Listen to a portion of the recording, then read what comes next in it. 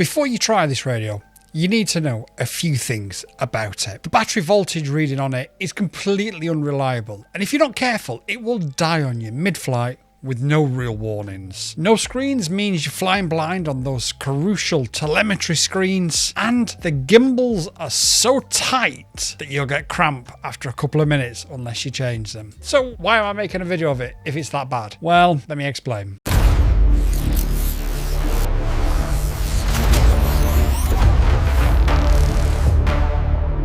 What up everybody? Today we've got the RadioMaster T8L on the bench for a deep dive. And let me tell you something, this is packing something, it really is. It's a $35, yeah, you did hear that right, $35 for a RadioMaster that's got ELRS. And I've got to be honest, looks pretty sweet. So in the box you'll get the radio, you'll get a USB cable, you'll get some springs, which we'll talk about later, some stickers and an instruction manual. Here's a bit of an interesting quandary. These two radios look exactly the same. Inspired by? Maybe. Copied? Also maybe. Because if we look on the top, there's two 3-position switches. You've got a latching switch, two latching switches, you've got a momentary switch there, you've got a jog dial. Even the buttons on the front, let me show you. The way that they power on, like they're exactly the same. One's turning on, I think it is. So you could say inspired by, but the truth be told is it's pretty much a carbon copy of this. So if you've got one of these and you don't really want to change the ergonomics of it, but you want to get into FPV properly with ELRS, it's like the Spider-Man meme of Spider-Man looking back at each other, isn't it? Instead of EdgeTX being with a built-in display, everything is configured for a web-based interface, which we'll show you in another video. To access that, you first plug in the radio to your PC. And when I heard about this at first, I was a little bit skeptical, like how do you check your RSSI? What about your link quality, your battery voltage? The answer is via your goggles is literally the only way that you can actually do it. There is no other way. But obviously, once you've got it all set up and it's all set up in your goggles, you don't necessarily need to worry about it. So you could use that web interface to get it all set up exactly as you like. You can adjust the transmit power, you can adjust the refresh rate. You can get an OTG cable for Android, and that will help you change some of the settings in the field and access that web interface, although it's not always reliable. It doesn't always work depending on what type of Android phone that you've actually got. But let's be honest, how often, once you've set up your controller in the, the workshop or wherever, how often when you get out to the field are you actually realistically sat there changing settings? It's not something I do very often. Do I prefer something with a screen so that I've got the convenience if I need it? Yeah, absolutely. Is it a deal breaker for $35? Not really. Now, on the top, you can see we've got a USB there. There is no trainer port, so if you wanted to use this to teach somebody with a buddy box, you are going to be out of luck, I'm afraid. The good news is the gimbals are Hall effect sensor gimbals. They're not the cheap potentiometers. They're smooth, responsive, and I haven't seen any jitter on the channels, which means you probably won't need to deadband it either, depending obviously on the version that you get.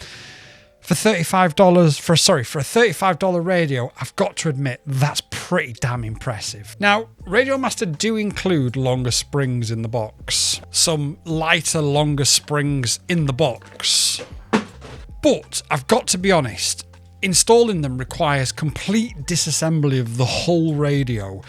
It's really, really fiddly and it's an absolute pain. Now, if you prefer lighter gimbals, then it's probably worth doing, but make note, it's not for the faint of heart. I think the only other sort of point to note really is these stick ends are quite sharp. So binding and setting it up on ELRS is really simple. You can dive into the web configurator. Like I said, we'll have a separate video on that.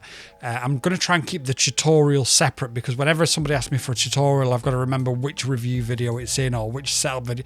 So we're going to keep them as separate as we possibly can. However, to bind your drone, all you need to do, obviously you need to have it turned on. And then once it's turned on, if you just tap that until it beeps once and then power cycle your drone 3 times, so you're in the bind mode, and then it'll just bind away and it'll beep and you'll know that you've done it. Or like I say, you can go into the configurator, you can add a bind phrase, same bind phrase on your drone, and then literally when you turn it on, it just binds and away you go. So we will have that video out shortly. Now, the one thing about it not having a screen that can be a problem that has caught out people that I've let use it. I've had this for a couple of weeks. I've flown it a few times myself, and I've let a couple of friends fly it as well.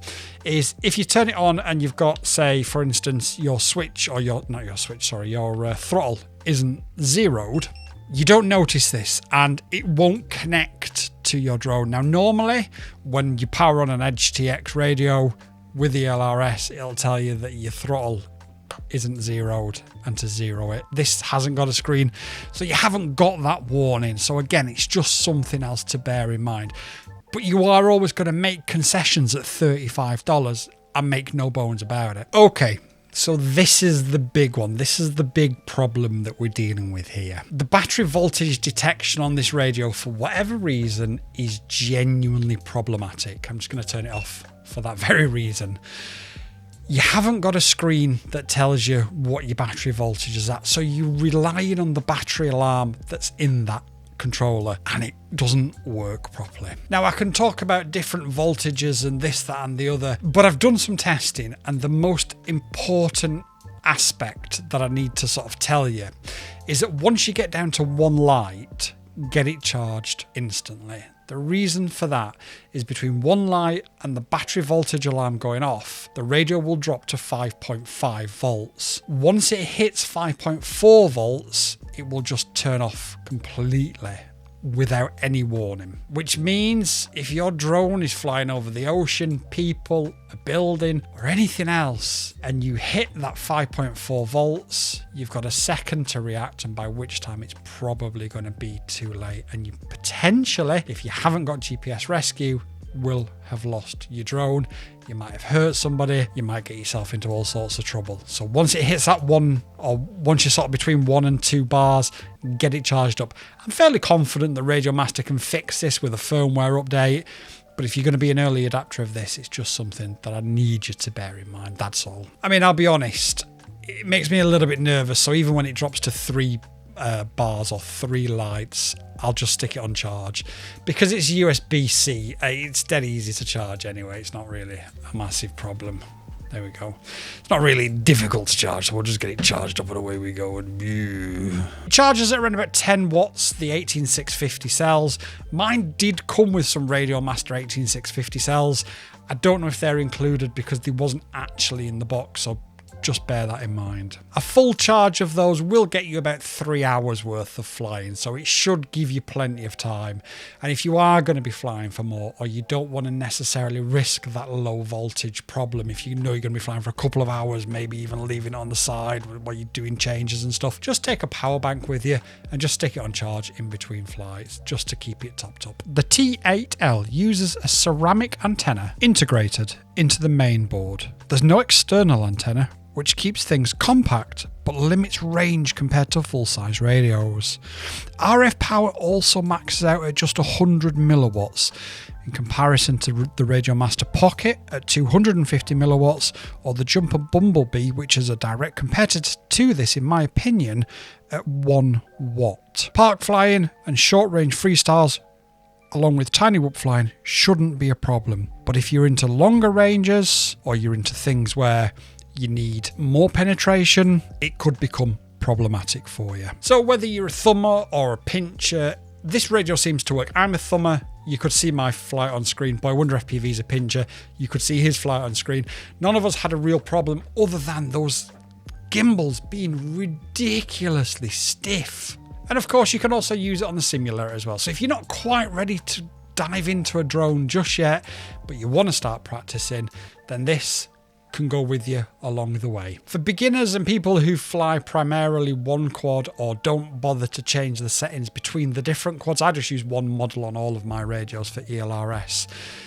At $35, this could well be something that you could take a closer look at. But you do need to be aware of its limitations. Those stiff springs, the lack of screen, and of course that battery voltage problem could all be quite problematic. But you've also got to then bear in mind, you are of course just paying $35. Links will be down in the description. They are affiliate links. They will help the channel. Full disclosure, this radio was sent to me for free by Banggood.com. No money's changed hands for this review. This is my honest and unfiltered review of this radio. Banggood won't get to see this until this video goes live. So I'm here with Little Wonder FPV, and he's just pinched using this controller. First of all, Little Wonder FPV, come into the microphone. Welcome.